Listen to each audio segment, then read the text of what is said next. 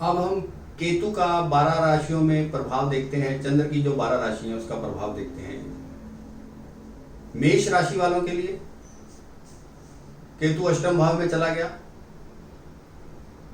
वसीयत के बारे में जातक को समस्या आ सकती है। मजबूरी में विदेश जाना पड़ सकता है यदि ऐसी स्थिति हो। जातक को चोरी का भय बना रहता है। भाई बहनों से उसके रिश्ते अच्छे नहीं होते, दुश्मनी मोल ले लेता उनसे। और शरीर में फोड़े फुंसी हो सकते हैं, यहाँ तक कि अल्सर का रोग भी हो सकता है, जिसमें ऑपरेशन करवाना वाली पोजीशन पर रोग पहुंच जाता है। तो अष्टम भाव का केतु अच्छा नहीं माना जाता। मेष राशि वालों के लिए अष्टम भाव का केतु, हालांकि यहाँ केतु उच्च का है लेकिन अष्टम भाव में है और ये पाप प्रभाव में हो तो ऐसी स्थिति ज्यादा हो जाती है। अगर थोड़ा सा पाप कर्तरी ना हो, शुभ प्रभाव में हो तो अशुभ फलों में कमी हो जाती है। अब हम बात करते हैं वृष राशि की। वृष राशि से 7वें भाव में केतु पार्टनरशिप में विवाद खड़े कर देता है। स्पाउस से झगड़े शुरू हो जाते हैं, यहां तक की स्थिति ऐसी आ जाती है कि तलाक की नौबत आ जाती है। जातिका को गर्भपात हो सकता है केतु सप्तम में आने से जातिका को गर्भपात हो सकता है। जातक भटकाव में आ जाता है। जातक पर झूठे इल्जाम भी लगते हैं।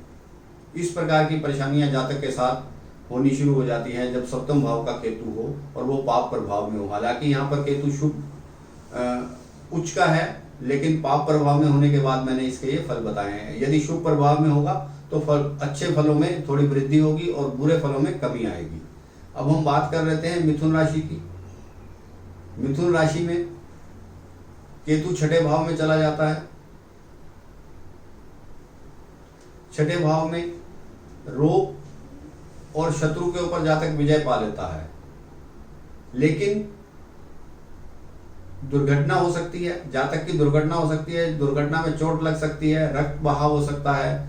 इस प्रकार की परेशानियां जातक को सहन करनी पड़ती हैं।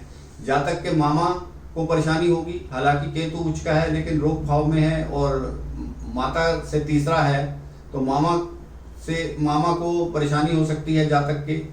जातक को खुद को प्रसिद्धि मिलती है क्योंकि वह शत्रुओं पर विजय पा लेता है, ऋण से मुक्ति पा लेता है। इस कारण से छठे भाव में बैठा हुआ केतु गोचर का अच्छा फल देता है जातक की प्रसिद्धि के बारे में, लेकिन उसके रिश्ते में थोड़ा खटास आ जाता है मामा के साथ। अब हम अगली राशि की बात करते हैं, कर्क राशि की। कर्क राशि से केतु पंचम भाव में चला गया।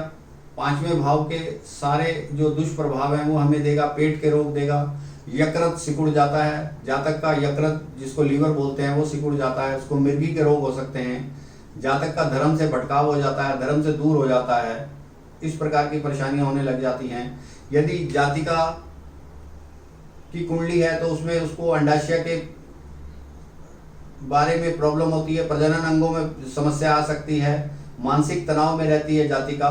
इस प्रकार के रोग उसको हो सकते हैं यदि पंचम भाव में केतु हो कर्क राशि का। अब हम बात करते हैं सिंह राशि की। सिंह राशि से चौथे भाव में केतु आने से जातक को जुए सट्टे में हानि होती है, माता को प्रॉब्लम होती है, भौतिक सुखों में उसका विचार कम हो जाता है, उसका रुझान भौतिक सुखों की तरफ कम हो जाता है। जातक मोक्ष की तरफ चल पड़ता है और मोक्ष की तरफ ही सोचना शुरू कर देता है। उसको दुनियादारी से कोई हिसाब नहीं रखना, उससे थोड़ा उसको दूरी बना लेता है। ऐसी स्थिति में सिंह राशि वाले जातकों को यह ध्यान रखना है कि यदि हम घर परिवार से हैं तो हमें मोक्ष की तरफ ना जाकर पहले अपने परिवार को देखना है। यह इसका उपाय मान लो और यही तरीका है कि जब हम उस परेशानी में हैं तो हम परेशानी को कैसे दूर करेंगे। तो सिंह राशि वालों को विशेष ध्यान रखना है कि मोक्ष की तरफ ना जाकर, यदि उनकी आयु मोक्ष वाली है, उन्होंने अपना जीवन का पूरा समय निकाल लिया है तो मोक्ष की तरफ भी जा सकते हैं। तो ये हमने सिंह राशि के बारे में बात की। अब बात करते हैं कन्या राशि की। कन्या राशि से तीसरे भाव में केतु का बैठना, उच्च का बैठना, तीसरे भाव में केतु का उच्च का बैठना शत्रुओं के ऊपर प्रभाव बढ़ जाता है। शत्रु हार मान लेते हैं, जातक का प्रक्रम बढ़ जाता है, जातक की तीर्थ यात्राएं बढ़ जाती हैं, जातक की संपत्ति में वृद्धि होती है। पर यहाँ पर तीसरे भाव में केतु चर्म के रोग भी दे देता है। जातक को कई तरह के चर्म रोग हो सकते हैं यदि वह अपना ध्यान नहीं रखेगा। तो हमें ये विशेष ध्यान रखना है कन्या राशि वालों को कि चर्म रोगों से बचकर रहना है, उसका पूरा ध्यान रखना है। अब हम अगली राशि की बात करते हैं, तुला राशि की। जन्म राशि तुला है, तो दूसरे भाव में केतु के बैठने से जातक का पत्नी और बच्चों से स्वभाव खराब हो जाता है, रिश्ते खराब हो जाते हैं, वह धोखा देने की प्रवृत्ति में आ जाता है। जातक को चेहरे के कष्ट भी होते हैं, जातक नशे की तरफ चल पड़ता है, जातक को बहुत नुकसान होता है, घाटे होने शुरू हो जाते हैं व्यवसाय में, नशे में उसका सारा ध्यान चला जाता है, जीभ के रोग हो सकते हैं जातक को, इस प्रकार की परेशानियां हो सकती हैं। और जातक घर से दूर होने की कोशिश करता है, इस चक्कर में जातक का कई बार इसमें तलाक भी हो जाता है। तो हमें सेकंड भाव में जब हमारा केतु हो और यहाँ उच्च का केतु है, यदि ये दुष्प्रभाव में है, पाप प्रभाव में है, पाप प्रभाव कैसे होगा, सूर्य मंगल और शनि की वजह से यदि ये पाप प्रभाव में है, तो हमें इसका विशेष ध्यान रखना है तुला राशि वालों को। अब हम बात करते हैं वृश्चिक राशि की। वृश्चिक राशि में लगन में केतु उच्च का, वृश्चिक राशि में लगन का केतु उच्च का, लेकिन भाव ऐसा है कि यहाँ पर जातक व्यर्थ की यात्राएं करता है, उदास रहता है, मानसिक स्थिति उसकी अच्छी नहीं होती, अचानक धर्म परिवर्तन का सोच लेता है, जातक अचानक धर्म परिवर्तन का सोच लेता है और कई बार कर भी लेता है। जातक को चर्म रोग हो सकते हैं, जातक को हमेशा भय बना रहता है कि अग्नि दुर्घटना ना हो, और कई बार उसके साथ अग्नि दुर्घटना हो जाती है। तो वृश्चिक राशि वालों के उच्च का केतु यदि पाप प्रभाव में हो तो हमें उसका विशेष ध्यान रखना है, शुभ प्रभाव में हो तो ये अशुभता उसकी कम हो जाती है। अब हम अगली राशि की बात कर लेते हैं, धनु राशि की। धनु राशि से केतु 12वें भाव में चला गया, व्यय भाव में चला गया, खर्चों में वृद्धि, बाईं आंख में समस्या हो सकती है, अचानक दुर्घटना हो सकती है, जातक दुखी हो जाता है। धीरे धीरे जातक समस्याओं को समझता है तो आत्मबोध हो जाता है। यदि उसके ऊपर गुरु का शुभ प्रभाव हो तो जातक संन्यास की तरफ मुड़ जाता है। 12वें भाव का केतु इस प्रकार के प्रभाव देता है। धनु राशि वालों को विशेष ध्यान रखना है, 12वें भाव का केतु जिनका धनु राशि में आ रहा है उनको विशेष ध्यान रखना है। अब हम बात कर लेते हैं मकर राशि की। मकर राशि से 11वें भाव में केतु का जाना, विदेश की यात्राएं होती हैं, तीर्थ यात्राएं होती हैं, जातक धार्मिक पुस्तकों का अध्ययन करता है, जातक को सट्टे से लाभ होता है, बड़े भाई से लाभ होता है, जातक अपने व्यापार में उन्नति करता है, अपने जॉब में उन्नति करता है, अपनी नौकरी में उन्नति करता है, इस प्रकार के फल उसको मिलते हैं यदि वह शुभ प्रभाव में हो। और 11वें भाव में पाप ग्रह ज़्यादा शुभ फल देता है, और यहाँ पर जो हमारा केतु है उच्च का है तो उसके शुभ प्रभाव बढ़ जाते हैं। यदि इसमें अशुभ प्रभावों का भी असर हो तो थोड़ा सा फल में फर्क आ जाता है, तो जातक का मानसिक तनाव बढ़ सकता है, लेकिन लाभ में उसके कमी नहीं होती।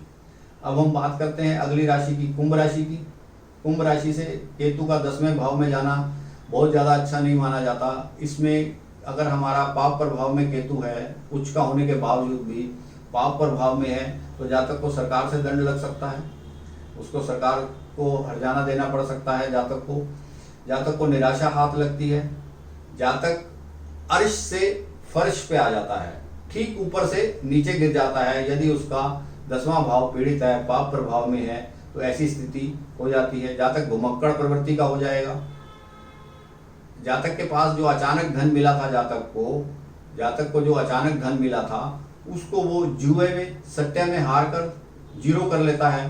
तो इस प्रकार की बेवकूफियां जातक कर लेता है जब 10वें भाव में केतु पीड़ित हो। तो कुंभ राशि वालों को इसका विशेष ध्यान रखना है कि केतु को पीड़ित नहीं करना, केतु को शुभ प्रभाव में रखना है। अब हम बात करते हैं मीन राशि की। मीन राशि से 9वें भाव में केतु का जाना उच्च का, पढ़ाई में रुकावट, धर्म में रुकावट, धर्म से दूर हो जाता है जातक, विदेश की दूर लंबी यात्रा करता है जिसमें उसको हानि उठानी पड़ती है, और कई बार उसको विदेश की भूमि पर दंड देना पड़ता है, विदेश की भूमि पर उसको पेनल्टी लग जाती है। तो ये सब चीज़ें भी उसको ध्यान में रखनी चाहिए। यदि हमारा केतु 9वें भाव में है, उच्च का है, पाप प्रभाव में है, तो हमें थोड़ा संभल कर चलना चाहिए। और विदेश में अगर हम अपने आप को सेटल करना चाहते हैं तो हमें विदेशी भूमि पर थोड़ा अपने हिसाब से, अपनी प्लानिंग से समझ के चलना चाहिए। कोई ऐसा स्टेप नहीं उठाना चाहिए जिससे कि हमें नुकसान हो। जातक को अक्सर धोखे मिलते हैं, धोखे में फंस जाता है जातक, और अगर उसका कोई विवाद चल रहा है, कोर्ट केस चल रहा है, उसमें हार जाता है। जातक को तरह तरह के रोग हो जाते हैं, चर्म रोग हो जाते हैं, इस तरह की परेशानियां उसको उठानी पड़ती हैं। तो अभी हमने बात की केतु की 12 राशियों में, मेष राशि से लेकर मीन राशि तक। आप इसको डिटेल में समझ सकते हैं। जो मैंने इसके अंदर प्रभाव बताए हैं ये जनरल प्रभाव हैं, बाकी प्रभाव हम जब इसके एक्चुअल में कुंडली के साथ फलित करेंगे तो उसमें बाकी ग्रहों का योगदान भी देखा जाता है और ग्रहों का बल भी देखा जाता है। सब चीज़ों को आप जोड़ जमा कर कर ही आप फाइनल नतीजे पे पहुंच सकते हैं। और यदि आप ज्योतिष के बारे में जानते हैं तो आप इन सब स्टेप को अगर एक एक करके लेंगे तो आपका फलित काफ़ी मजबूत हो जाएगा। और आप शेयर करना चाहें इसके बारे में, वीडियो के बारे में या किसी और एस्ट्रोलॉजी के बारे में, तो आप कमेंट सेक्शन में शेयर भी कर सकते हैं। यदि यह वीडियो आपको अच्छा लगा हो तो इसे आप शेयर करें, लाइक करें और मेरे चैनल को भी सब्सक्राइब करें, जिससे कि मेरा आने वाला वीडियो सीधा आपको मिलता रहे।